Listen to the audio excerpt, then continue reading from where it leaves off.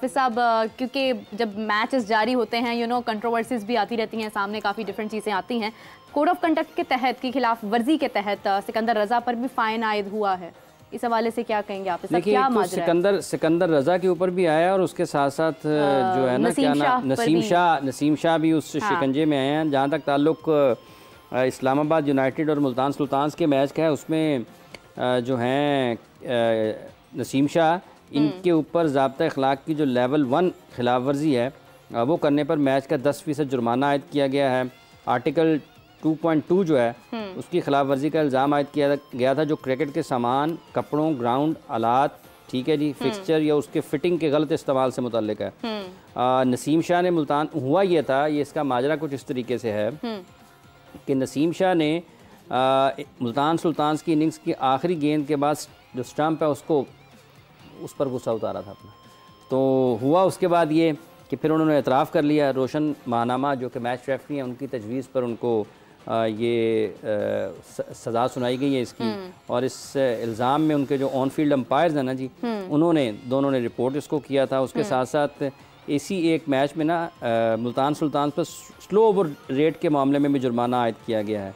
तो ये चीज़ें हुई हैं इनके साथ। और दूसरा वो था, क्या नाम है उसका, सिकंदर रजा पर भी फ़ाइन हुआ है। हाँ, कल कोड ऑफ कंडक्ट की खिलाफ वर्जी के ऊपर उनको भी सज़ा के मुस्तहिक वो भी करार पाए हैं, उनके साथ भी हुआ है। लेकिन इसके साथ साथ जब आप बात कर रही हैं ना जी मोहतरमा मीर अब्ज़ीशान साहिबा, ये पाकिस्तान के बारे में अभी कुछ देर पहले निदा डार जो कि पाकिस्तान विमेन टीम की कप्तान है, उनसे भी हम बात कर रहे थे शो में। तो हाँ। उन्होंने भी बहुत इजहार किया इस चीज़ का।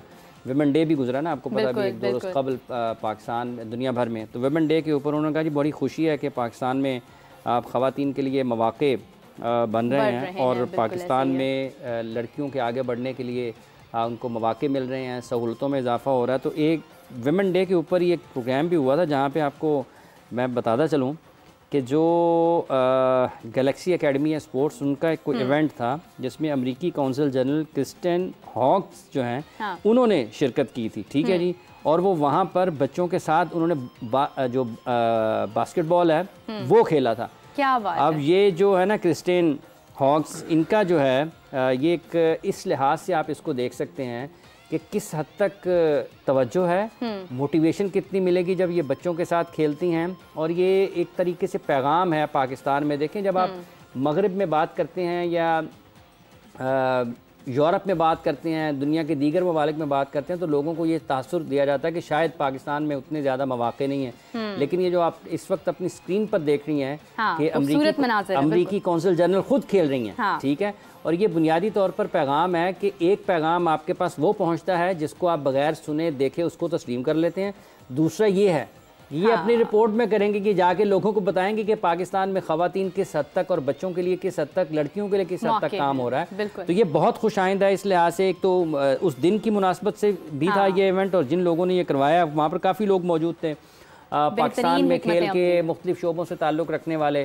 तो ये जो इवेंट था यकीनी तौर पर ये विमेन डे के एतबार से था। और जो अभी निदा बता रही थी कि ख़वातीन के लिए और लड़कियों के लिए आगे बढ़ने के मौक़े हैं, उनमें इजाफा हो रहा है, ये बिल्कुल आपके सामने वही चीज़ है। और ये सिर्फ पाकिस्तान में नहीं, जो दीगर मुल्कों के जो आप उसको कहते हैं ना कि उनका सफारती अमला होता है, हाँ। वो बराह रास्त उसमें शरीक है।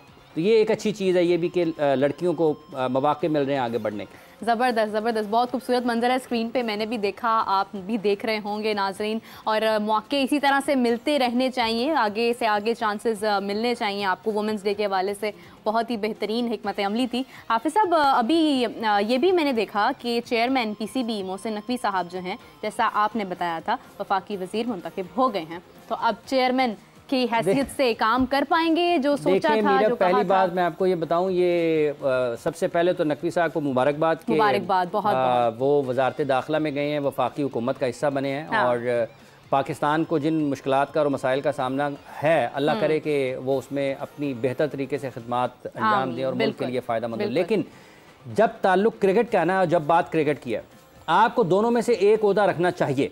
ये नहीं है कि आप बैक वक्त वजीर दाखिला भी हों और बैक वक्त आप पाकिस्तान क्रिकेट बोर्ड के चेयरमैन भी हों।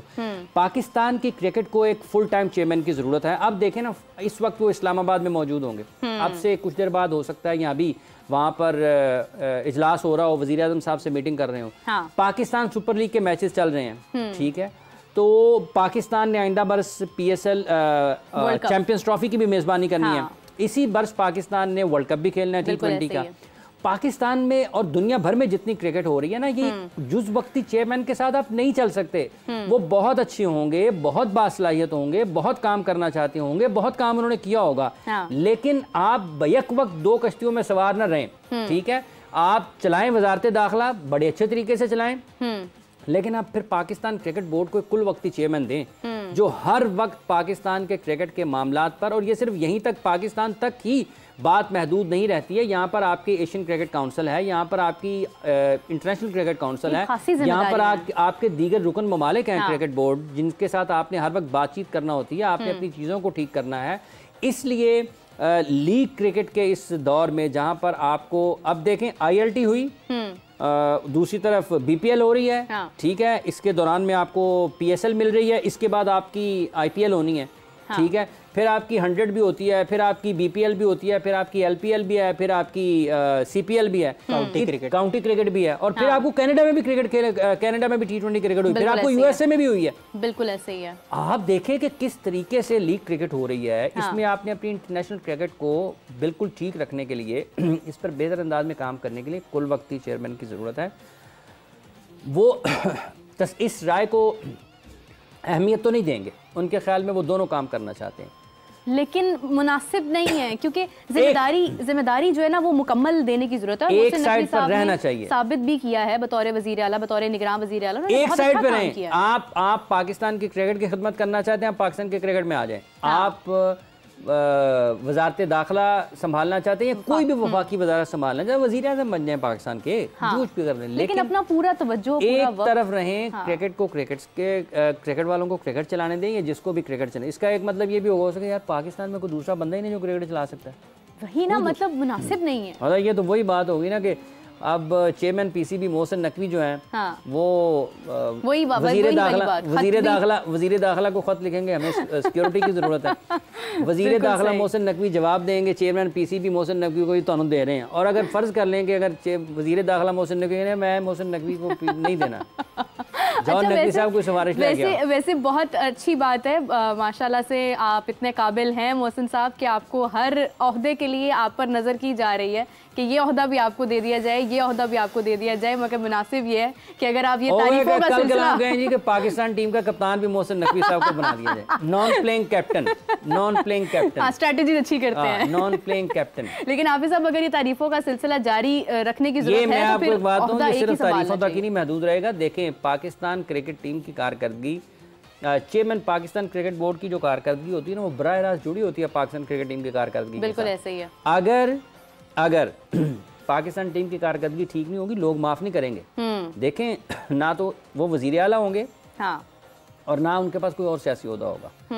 लोगों ने उस वक्त उनको सिर्फ इस तरीके से देखना है कि वो चेयरमैन पाकिस्तान क्रिकेट बोर्ड है, और लोग आपको बहुत बुरे तरीके से आपके ऊपर बात करेंगे अगर पाकिस्तान टीम की कारकर्दगी खराब रहती है। अब देखें ना, जब आपकी होना है वर्ल्ड कप, तो चेयरमैन क्रिकेट बोर्ड को उधर भी जाना है, तो वजारत दाखिला खाली पड़ी होगी यहाँ पे, तो क्या मुल्क मुतहम्मिल हो सकता है कि उसका वजीर दाखिला मुल्क में ना हो?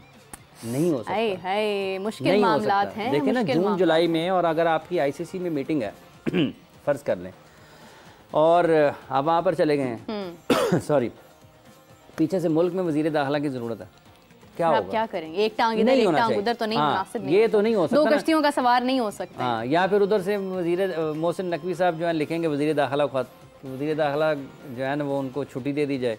वजीर आज़म भी कहेंगे, वजीर आज़म की यार मैं केड़े वजीर किस मोहसिन नकवी को छुट्टी देनी है, वजीर दाखिला को छुट्टी देनी है या चेयरमैन PCB को छुट्टी देनी है? तो बेहतर यही है, मुनासिब नहीं रहेगा, बेहतर यही है। बाकी जो हो बेहतर हो, हम तो बेहतर की उम्मीद करते हैं। उमर, बस 1 ही मिनट रह गया, इजाज़त चाहूँगी आप दोनों से, लेकिन जाते रहते एक सवाल और करना चाहूँगी। आज बाबर और शान मसूद के दरमियान टक्कर है, कौन स्टैट्स के अतबार से ज़्यादा स्ट्रॉन्ग नज़र आ रहा है? वैसे आपका जवाब मुझे पता है, लेकिन मैं चाहती हूँ कि आप अपनी ज़ुबान से एक दफ़ा बता दें। अभी वैसे मैं आपको स्टैटिस्टिकली नहीं बताता क्योंकि फिर मज़ा किरकिरा हो जाएगा, लेकिन पेशावर का पलड़ा भारी है।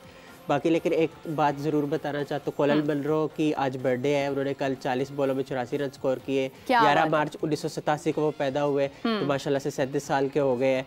तो बर्थडे शायद उनकी यूनाइटेड कैंप जो है वो सेलिब्रेट करे। और इसी तरह श्रीलंका के farmer mystery spinner Ajanta Mendis की भी सालगिरह है।